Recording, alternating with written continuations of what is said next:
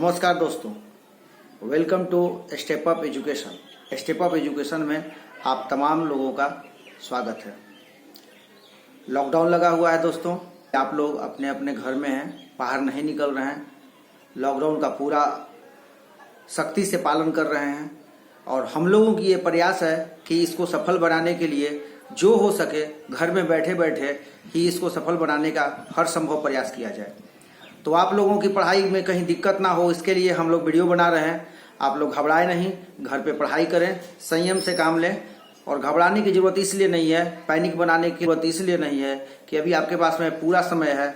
जैसे ही हम लोग कोरोना के जंग से बाहर निकलेंगे, उसके बाद अपनी रफ्तार को दुगने रफ्तार से और पूरी शक्ति के साथ आगे बढ़ाएंगे। और जाहिर सी बात है आप लोग इसमें कामयाब होंगे। तो आइए स्टार्ट करते हैं इलेक्ट्रिसिटी का पार्ट 4। जहाँ तक पिछले क्लास में हम लोगों ने सीखा जो वो है ओम्स लॉ पढ़ाई कर ली है। इसके आगे अब हम लोग आज पढ़ाई करेंगे। जो आज मैं पढ़ाने जा रहा हूँ या आप लोगों को सिखाने जा रहा हूँ, उसमें कुछ इम्पोर्टेंट पॉइंट्स हैं। अभी तक हम लोगों ने इलेक्ट्रिसिटी चैप्टर का 3 इम्पोर्टेंट फार्मूले को समझा और सीखा। तो ये 3 इम्पोर्टेंट फार्मूला क्या है? सर्वप्रथम हम लोगों ने सीखा क्या है करंट क्या है, और उन लोगों के बीच का संबंध हम लोगों ने निकाला। जो आपने सीखा कि electric current is equal to charge divided by time, ये आपका पहला फार्मूला आपने सॉल्व किया। सेकंड जो आपने सीखा वो था potential difference is equal to work done divided by charge. तो ये 2 फार्मूला आपने सीख चुका। और तीसरा सबसे जो इम्पोर्टेंट इलेक्ट्रिसिटी चैप्टर का फार्मूला है वो भी आपने सीखा, वो था resistance is equal to potential difference divided by electric current. ये आपने 3 फार्मूला इम्पोर्टेंट फार्मूला आपने पढ़ा और सीखा। अब इसके बाद हम लोग आज पढ़ेंगे ओम्स लॉ को ही आगे बढ़ाएंगे। और सबसे पहले तो ये जानेंगे रजिस्टर क्या है। जैसा कि पिछले वीडियो में मैंने बताने का प्रयास किया था, थोड़ा सा उस पर चर्चा करूंगा आज। और रजिस्टर को क्लियर करते हुए फिर मैं उसकी रजिस्टिविटी को बताऊंगा कि रजिस्टिविटी कैसे निकलता है और वो निकालने का टेक्निक क्या है। और ये हमारे डेली लाइफ में बहुत ही इंपॉर्टेंट है। यदि आप फ्यूचर में फिजिक्स से या इलेक्ट्रिसिटी से आप कुछ करना चाहेंगे तो आपको ये जानना बहुत जरूरी होगा। और बहुत ही इंपॉर्टेंट है और सिंपल सरल है, बहुत आसानी से हो जाएगा। ऐसे तो ये क्लास 10 का ही है, हायर क्लास में इसको और भी हम लोग से पढ़ते हैं। उसके बाद जो आज हम लोग चर्चा करने जा रहे हैं वो है सीरीज और पैरेलल। तो सीरीज में कॉम्बिनेशन कैसे हम लोग करते हैं और पैरेलल का कॉम्बिनेशन कैसे करते हैं वो आज हम लोग सीखेंगे। तो दोस्तों आइए शुरू करते हैं आज का। तो हम लोग जानते हैं कि ये रजिस्टर क्या है। तो रजिस्टर एक ऐसा डिवाइस है, पहले मैं इसको क्लियर कर दूं, जिसमें इलेक्ट्रिक करंट को रोकने की एक क्षमता होती है। जैसा कि आप देख रहे हैं ये फिगर में बना हुआ है। ये आप लोग किसी भी किट में जो पुराने टेलीविजन या स्टेबलाइजर समथिंग जो भी कुछ ऐसे किट्स होंगे उसमें आप देखेंगे क्रीम कलर का ये होता है। और इसकी साइज बहुत ही छोटी होती है। वो आप 1 सेंटीमीटर टू 2 सेंटीमीटर तक आपको मिल जाएगा। ऐसे तो अब छोटे छोटे इतने छोटे छोटे रजिस्टर आ रहे हैं जो हम लोग माइक्रो उसको कह सकते हैं रजिस्टर। तो यहाँ पे जरा हम लोग समझेंगे ये क्रीम कलर का जनरली होता है, ऐसे और भी होते हैं। तो इसमें कुछ लाइन होते हैं बने हुए कलर्स के, वो कलर का काउंटिंग होगा जिससे ये पता चलेगा कि ये कितने रजिस्टर, इसका ओम कितना ओम रेजिस्टेंस है। तो हम लोग कह सकते हैं a conductor which has some appreciable resistance is called a resistor. यानी कुछ ऐसे करंट को वो अपने से रोकता है। अब ये हुआ एक रजिस्टर, इसके साथ में हम लोग दूसरे रजिस्टर तीसरे रजिस्टर को जोड़ते हैं। और जोड़ने का अलग अलग तरीका है, टेक्निक है। इसको जानने से पहले हम लोग रेजिस्टिविटी के बारे में जानेंगे। ये हम लोग याद करेंगे कि ओम्स लॉ में हमने क्या पढ़ा था। उसमें हम लोग जानने थे कि लेंथ साथ साथ रेजिस्टेंस भी बढ़ता है। और क्रॉस सेक्शन एरिया जो इसकी मोटाई है, वायर है, कंडक्टर है, इसमें अगर इलेक्ट्रिक करंट फ्लो कर रहा है तो इसके क्रॉस सेक्शन एरिया के आधार पे उसका रेजिस्टेंस भी वर्क करता है। मतलब क्रॉस सेक्शन एरिया बढ़ेगा तो रेजिस्टेंस घटेगा, लेंथ बढ़ेगा तो रेजिस्टेंस बढ़ेगा। क्लियर है कि एक डायरेक्टली प्रोपोर्शनल है और एक इनवर्सली प्रोपोर्शनल। जरा हम लोग उसको देखते हैं वो कैसे। अगर हम लोग लिखना चाहें तो लिख सकते हैं कि R is the directly proportional to the length. Length बढ़ेगा तो रेजिस्टेंस बढ़ेगा। दूसरी बात को हम लोग ये भी देख सकते हैं कि R is the inversely proportional to the cross section area. ये क्रॉस सेक्शन एरिया क्या है? ये कंडक्टर की मोटाई है। अगर आप मोटाई को बढ़ाएंगे वायर की, यानी इनवर्सली प्रोपोर्शनल ये हो जाएगा।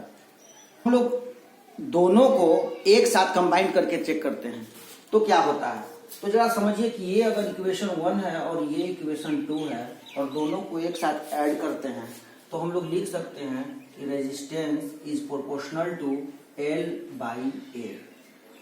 इसे हम लोग अगर ऐसे लिखें कि रेजिस्टेंस इज इक्वल टू, अब ये एक नया सिंबल आया रो L/A।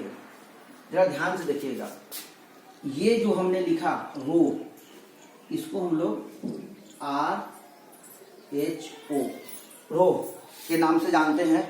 ये एक सिंबल है जनरली। यहाँ पर ये resistance is equal to rho L/A, जैसा कि मैंने यहाँ पे लिखा है। इसे हम लोग रो को रेजिस्टिविटी के नाम से जान सकते हैं, समझ सकते हैं। ये जो रो है इसी को हम लोग रेजिस्टिविटी कहते हैं। तो रेजिस्टेंस की जो कैपेसिटी है, रेजिस्टिविटी, तो अलग अलग डिवाइस, अलग अलग वायर, अलग अलग कंडक्टर में उसकी रेजिस्टिविटी अलग अलग होगी।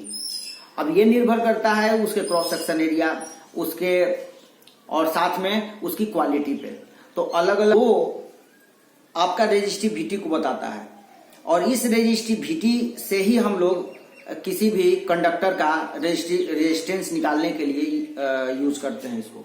जैसे इसको समझते हैं, अगर हम लोग रेजिस्टिविटी इक्वल टू लिखना चाहें तो क्या लिखेंगे? Rho is equals to RA divided by L। ये आपका एक 4 नंबर का फॉर्मूला आपका तैयार हो गया। अभी तक आप लोग 3 फॉर्मूला पढ़े थे, ये चौथा फॉर्मूला आप लोग देख लेंगे। ये रेजिस्टिविटी जो हम लोग रो इज इक्वल टू RA/L निकालते हैं, ये क्रॉस सेक्शन एरिया है, रेजिस्टेंस है और ये लेंथ है नीचे। ये जो निकालते हैं ये पता चलता है इससे कि कौन सा कंडक्टर का कितना रेजिस्टेंस है। तो नॉर्मल टेम्परेचर मान लिया जाए, जो हम लोग रूम टेम्परेचर कह सकते हैं, अबाउट 20 डिग्री। तो 20 डिग्री टेम्परेचर पर किसी भी कंडक्टर, अगर वो शुद्ध है, कहने का मतलब प्योर होना चाहिए, जैसे अगर मैं कॉपर लेता हूं तो कॉपर प्योर हो, मिक्स ना हो, तो अगर वो किसी भी वायर का रेजिस्टिविटी होता है, एक नॉर्मल निकाल दिया जाता है। जो आप लोग देख, टेम्परेचर बढ़ाएंगे तो रेजिस्टिविटी भी उसी आधार पे, जैसे कि हम लोग जानते हैं कि रेजिस्टेंस बढ़ता है तो रेजिस्टिविटी बढ़ेगा, उसकी कैपेसिटी जो है वो बढ़ेगी। तो हम लोग जब भी कभी इसके एप्लीकेशन में यूज करते हैं तो टेम्परेचर का बहुत बड़ा ध्यान रखना होता है और टेम्परेचर के आधार पे हम लोग बहुत सारे एप्लीकेशन को यूज भी करते हैं। तो जहां तक हम लोग आगे सीखेंगे resistance of a system of register के बारे में। ये क्या है? तो इसको हम लोग सीरीज और पैरेलल कॉम्बिनेशन को समझते हैं। आइए हम लोग देखते हैं कि सीरीज में और पैरेलल में कैसे हम लोग रेजिस्टेंस को यूज करते हैं और उसका कंबाइन करने के बाद एक रेजिस्टेंस निकालते हैं, और वही एक रेजिस्टेंस के बारे में हम लोगों को यहाँ पे पढ़ना है और निकालने का टेक्निक को सीखना है। ये बहुत ही आसान है और सरल है। ध्यान से आप देखते जाएंगे और समझते जाएंगे। शुरू से अंत तक आप वीडियो देखिएगा, पूरा क्लियर हो जाएगा, कुछ भी बाकी ऐसा नहीं रह जाएगा। और अगर भी समस्या रह जाती है तो आप लोग जरूर कमेंट करिएगा। और हमें यहाँ पर 2 सर्किट बनाया गया है। अब इन दोनों सर्किट में हमें यह समझना है कि दोनों में कॉम्बिनेशन को समझेंगे। ये जो मैंने छोटी छोटी बनाई है, ये आपका वही रजिस्टर है जो थोड़ी देर पहले मैंने क्रीम कलर का बनाकर बताया था। तो ये सिंबल है रेजिस्टेंस का, जैसा कि आप लोग सिंबल में पढ़े होंगे, ये रेजिस्टेंस का सिंबल है। और यहाँ ये तीनों एक लाइन में जुड़ा हुआ है, इसी को हम लोग कहते हैं पैरेलल कॉम्बिनेशन, इसी को हम लोग कहते हैं सीरीज कॉम्बिनेशन। और ये जो जुड़ा हुआ है एक लाइन से, देखिए अलग अलग एक ही पॉइंट पे तीनों को अलग अलग जोड़ दिया गया है, इसको हम लोग बोलते हैं पैरेलल कॉम्बिनेशन। तो ये जो रेजिस्टेंस है इसका हम नाम देते हैं R1 और ये R2 और ये है R3। उसी तरीका से ये पहले वाला को R1 देते हैं, R2 आप किसी का नाम कुछ दे सकते हैं अपने सुविधा अनुसार, R3। अब इसको हम बोल सकते हैं कि ये सीरीज में है, यानी रेजिस्टेंस इन सीरीज कॉम्बिनेशन, और ये इसे बोलेंगे रेजिस्टेंस इन पैरेलल कॉम्बिनेशन। अब ये दोनों को समझते हैं। यहाँ पर एम्पियर मीटर को हमने लगा दिया है, अब यहाँ पे वोल्ट मीटर को लगा दिया है। ये भी एक इंपॉर्टेंट बात है कि एम्पियर मीटर और वोल्ट मीटर को भी कैसे हम लोग जोड़ते हैं। ये एम्पियर मीटर को जब भी हम लोग किसी सर्किट में लगाएंगे तो हमेशा याद रखना होगा कि ये हम लोग जहां से सोर्स इलेक्ट्रिक करंट का है स्टार्टिंग, वहां उसके जस्ट बाद लगाना होगा, या जहां लास्ट हो रहा है वहां पे जस्ट लास्ट में लगाना होगा। इसका मतलब ये होता है कि टोटल करंट कितना हमारे डिवाइस के अंदर उस सर्किट में फ्लो कर रहा है ये पता लगाना। इसलिए हम लोग इसे सीरीज में ही ऑलवेज जोड़ते हैं। अगर ये आप बीच में कहीं लगा देते हैं तो ये आपका मेजरमेंट आपका सही इक्वल नहीं आ पाएगा, एक्यूरेट कि कितना करंट आपने फ्लो किया। अब आती है बात पोटेंशियल डिफरेंस की। तो ये जो हमने इलेक्ट्रिक पोटेंशियल को पैरेलल में इसको कॉम्बिनेशन किया है, इसको हमने इसे सेट किया है पैरेलल में। ऐसा इसलिए कि हम ये अगर सीरीज में आप पोटेंशियल डिफरेंस को अगर डालते हैं तो फिर ये खुद रजिस्टर देगा और ये अपना रेजिस्टेंस देगा, तो एक नया रेजिस्टेंस उभर कर सामने आएगा। इसे आप यूज कर सकते हैं, मगर इसका भी आपको रेजिस्टेंस जानकारी होना चाहिए, उसके आधार पे आप इसे बना कर सकते हैं। और ये हम लोग कभी भी सीरीज में नहीं जोड़ना है, याद रखेंगे। हम लोग जब भी इसको जोड़ेंगे तो पैरेलल में ही जोड़ेंगे। अब ये पैरेलल में हमने डाला, अब ये पोटेंशियल डिफरेंस को अलग अलग अगर पैरेलल में इसमें डाल दिया जाए तो पैरेलल में ही, जैसे R1 के साथ में एक पैरेलल बनाकर पोटेंशियल डिफरेंस डाला गया, R2 के साथ में पोटेंशियल डिफरेंस डाला गया और R3 में, तो ये फिर से अलग अलग सबके साथ में पोटेंशियल डिफरेंस अलग अलग बताना शुरू करेगा। उस कंडीशन में हम लोग क्या करेंगे कि एक सिंगल जो पोटेंशियल डिफरेंस टोटल में आ रहा है वो निकालने के लिए V1 plus V2 plus V3 equal to ये V निकाल लेंगे जब ये सीरीज में रहेगा। तो अब इसको हम लोग समझेंगे कि ये जो तीन रजिस्टर है तीनों का अलग अलग वैल्यू है। हो सकता है कि तीनों का सेम वैल्यू हो, परंतु ये तीनों अगर आपस में जुड़ गया तो एक नया रेजिस्टेंस तैयार हुआ। इसे हम लोग जब निकालते हैं इसका एप्लीकेशन सिंगल रेजिस्टेंस के यूज करते हैं R1 plus R2 plus R3। ये है एक तरीका इसका एक सिंगल रेजिस्टेंस निकालने का। अब ये कॉम्बिनेशन इसमें हम लोग देखते हैं सेम कंडीशन है। यहाँ पे ये इलेक्ट्रिक स्विच है और उसी तरीका से ये जुड़ा हुआ है और इसमें इलेक्ट्रिक करंट भी फ्लो कर रहा है। यहाँ पे सिर्फ अंतर है इसमें, तो ये है सीरीज में और ये है आपके पैरेलल में। तो यहाँ हम लोग जब देखेंगे कि ये जो पैरेलल में है इसके लिए हम लोग एक रजिस्टर वो एक सिंगल रेजिस्टेंस कितना होगा, तो इसका है एक rule, single resistance is equals to, ऐसे नहीं लिखेंगे, इसको आसान करते हैं, 1/R is equals to 1/R1 plus 1/R2 plus 1/R3। और इसके आधार पे जैसे ही हम लोग पूरा यहाँ तक निकाल लेंगे, ये जोड़कर जो भी वैल्यू रहेगा वो टोटल वैल्यू पुट करेंगे और वो निकालने के बाद जो लास्ट में आएगा इस रेसिप्रोकल कर लेंगे पहले और इक्वल टू के बाद में, दोनों रेसिप्रोकल कर कर आर का वैल्यू हम लोग निकाल लेंगे।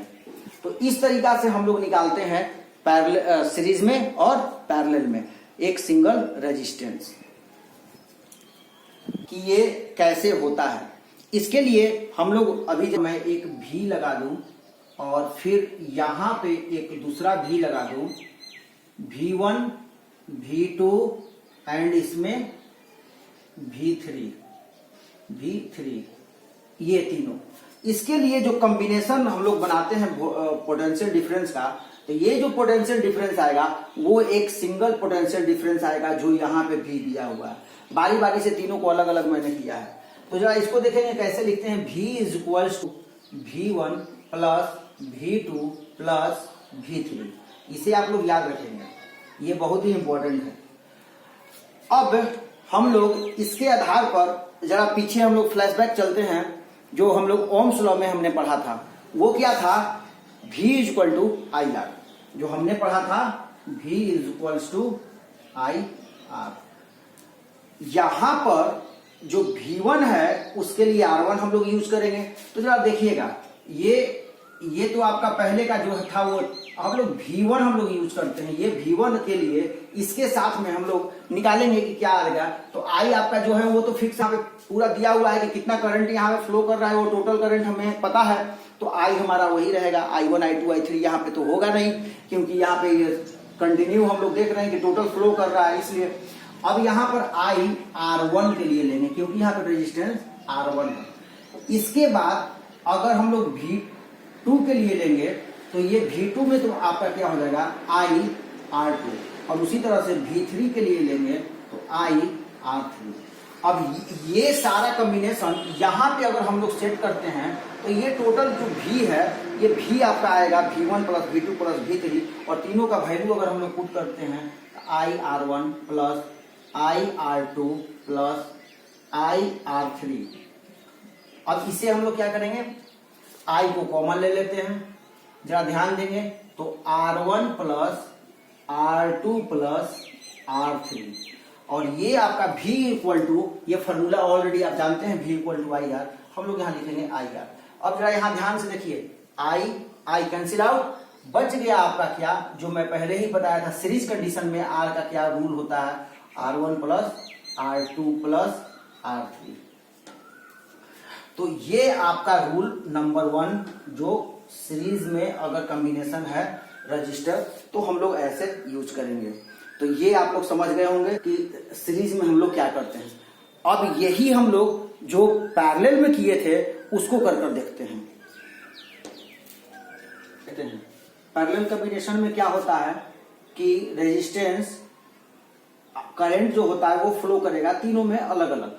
यहाँ पे क्या ध्यान से देखेंगे तो इसके लिए हम लोग आई को लेंगे। अगर आई आर लिखे हैं ये ओम्स लॉ के आधार पे, तो आई इज इक्वल्स टू आप लिख सकते हैं V बाई आर। अब यहां हम लोग पहले समझ लें कि ये जो आई है एक्चुअली में तीनों पार्ट में, जैसे ये पहला आर था, पहले वाले आर में जो आई गया है करंट, ये करंट कुछ मात्रा गया है और कुछ मात्रा इसमें गया और कुछ मात्रा सम अमाउंट इसमें करंट का गया है, तीनों मिलाकर ये आई है। तो तीनों को ऐड करेंगे तो आपका आई आ जाएगा। तो पैरेलल कॉम्बिनेशन में याद रखेंगे कि हम लोग करंट को ऐड करते हैं, निकालते हैं। जब भी निकालेंगे तो करंट निकालेंगे। जब देखिएगा करंट कैसे निकालेंगे, तो I is equals to equivalent I is equals to, total को जोड़ देंगे I1 plus I2 plus I3। ये तीनों जोड़कर हमने एक आई निकाल लिया। अब इसको समझेंगे कि ये याद रख लेंगे, जैसे अभी हम लोग सीरीज वाले में पोटेंशियल करंट को V1 plus V2 plus V3 वो जो सीरीज में था, तो अगर ये कॉम्बिनेशन पैरेलल रहेगा I is equal to I1 plus I2 plus I3। अब इसको हम लोग तो इसके आधार पे ये आपका हो जाएगा I1 equals to V R1। यहां पे आप देखेंगे पहले वाले में कि आई टोटल का आई जो एक आई है जो इस वायर में कंप्लीटली पास कर रहा है, तो ये जो एक आई है यहाँ पे तीन पार्ट में बटा है। तो R1 के साथ में I1 है, R2 के साथ में I2 है और R3 के साथ में I3 है। अब इसको हम लोग बारी बारी से तीनों को नोट कर लेंगे। ये पहला हो जाएगा, सेकंड नंबर में हो जाएगा आपका I2 equal to V R2 V by R2, और थर्ड हो जाएगा I3 equals to V by R3। और यहाँ पे V को हमने तीनों कंडीशन में V को एक ही माना है, और ये V की यहाँ पे अभी आवश्यकता नहीं।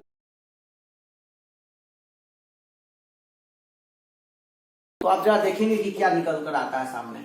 I इक्वल टू I1 यानी V by R1 plus V by R2 plus V by R3। ये मैंने ये यहां से वैल्यू मैंने इसका पुट किया। और I equals to V by R, ये याद रखेंगे कि V बाई R। अब यहां पर हम लोग क्या करेंगे, V बाई R, और टोटल में V को कॉमन, पहले तो आप ले सकते हैं, एलसीएम लेना चाहे तो नहीं लेंगे तो भी बेहतर है। V को आपने कॉमन लिया तो आपका बच क्या गया 1 by R1 plus 1 by R2 plus 1 by R3। अब यहाँ पे देखिए ये V कैंसिल आउट, आपका यहाँ पे जो तैयार हुआ फॉर्मूला वो फॉर्मूला है, ये देखेंगे यहां पर देख लेंगे ये जो तैयार हुआ 1/r is equals to 1/r1 plus 1/r2 plus 1/r3। तो इस तरीका से पैरेलल कॉम्बिनेशन में ये फॉर्मूला आपका निकलकर सामने आया। तो हम लोग अभी तक जो पढ़े हैं उसमें मैंने आपको बताया था शुरू में ही कि सीरीज में और पैरेलल में दोनों का एक रेजिस्टेंस निकालने का अलग अलग टेक्निक है। तो याद रखेंगे कि सीरीज में आर का कॉम्बिनेशन जो इसके जस्ट पहले मैं अभी बताया R is equal to R1 plus R2 plus R3 dot dot dot. अगर हम लोग रजिस्टर बढ़ाएंगे तो वो डॉट डॉट डॉट लगा देंगे। जैसे कि यहाँ पे 3 का मैंने निकाला, तो इसी तरीका से अगर आगे कॉम्बिनेशन मैं करूं तो 1/r पैरेलल में अगर रहेगा तो 1/r is equal to 1/r1 plus 1/r2 plus 1/r3 plus dot dot dot so on n. तो इससे हम लोग ये समझते हैं कि कैसे कॉम्बिनेशन निकालते हैं। यहां पर रेजिस्टेंस के अलावा 2 चीज हमने सीखा, एक इलेक्ट्रिक करंट के बारे में, उसका कॉम्बिनेशन कैसे होता है, और दूसरा पोटेंशियल, इलेक्ट्रिक पोटेंशियल के बारे में होता है। तो फिर से मैं एक बार दोहरा देता हूं, छोटा सा लाइन है, समझ लीजिएगा, छोटी सी बात। अगर रजिस्टर को रखते हैं तो उस कंडीशन में आपको भी अलग अलग बढ़ जाएगा, यानी कि भी रजिस्टर अगर सीरीज में रहेगा तो भी equal to V1 plus V2 plus V3, और वहां पे R is equal to R1 plus R2 plus R3। ये दोनों याद रखेंगे सीरीज में होता है। और इसी तरीका से अगर ये सीरीज में ना होकर पैरेलल में होगा तो यहां पर I is equal to I1 plus I2 plus I3, और R is equals to 1/r is equals to 1/r1 plus 1/r2 plus 1/r3 dot dot and एंड सो। तो इस तरीका से हम लोग आज इसके आगे पढ़ लिए। और इससे रिलेटेड जो भी प्रश्न होगा, जो क्वेश्चन होगा आपके बुक में, आप लोग देखेंगे और उसको बनाएंगे। और बहुत सारी ऐसी समस्याएं आएगी जो आपको आगे समाधान करने के लिए मैं तैयार हूं। और हम लोग अगले वीडियो में फिर मिलेंगे। यहाँ तक उस ऑनलाइन क्लास में मैं आपसे फिर मिलता हूं। अगर जो समस्या होती है उसमें समाधान करूंगा, अगर उससे भी नहीं होती है, अगर आप ऑनलाइन क्लास में नहीं मिल पा रहे हैं तो कमेंट कर जरूर पूछिए। मैं कोशिश करूंगा कि आपके समस्याओं को समाधान कर सकूं। और लॉकडाउन का पालन करते रहिए और मेरा देश इससे निकलकर बाहर आएगा। और जब तक हम लोग धैर्य बनाए हुए हैं, आप लोगों की सारी सुविधाएं उपलब्ध करवा रहे हैं, घर में रहकर भी हम लोग ये ठाने हुए हैं कि कोरोना को हराना है। तो हराने के लिए हम लोग जब घर में रहकर आपको पढ़ा सकते हैं, आप लोग भी शांति से रहें। और अपने माता पिता और खासकर बंधु लोगों से ये जरूर आग्रह करें कि बहुत जरूरी हो तभी बाहर निकलें, नहीं तो घर में रहना है। जब सर लोग आपको पढ़ाने के लिए बीड़ा उठाए हुए हैं तो आप लोग क्यों बाहर निकलेंगे। तो धन्यवाद, मैं मिलता हूं फिर से अगले वीडियो में। जय हिंद।